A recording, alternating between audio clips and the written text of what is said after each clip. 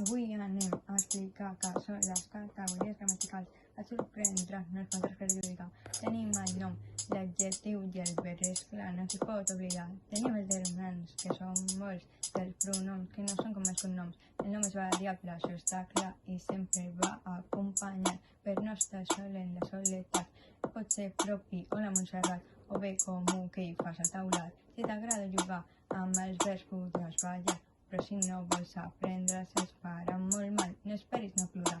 Estem en els adjectius, tranquil, no són molt ofensius. Poden ser graciosos i animosos, però tampoc massa carinyosos. Els determinants tenen famílies, els articles, els possessius i encara falten els demostratius.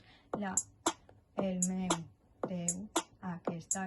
Espera, encara queden els numerals indefinits i els interrogatius. 3, 4, alguna, què, per què?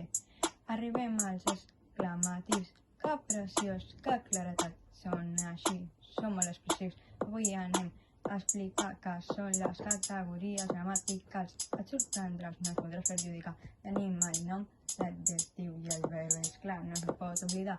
Tenim els determinants, que són molts, i els pronoms, que no són com els cognoms. Per últim parlem dels pronoms, i no els confonguis amb els noms.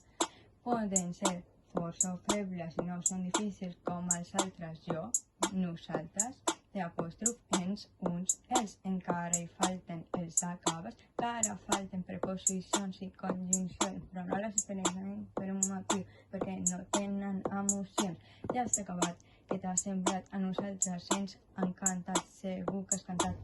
Ara ja els pots cantar a una persona i es quedarà encantat, i així ets podràs de cantar per ser el millor raper marginat.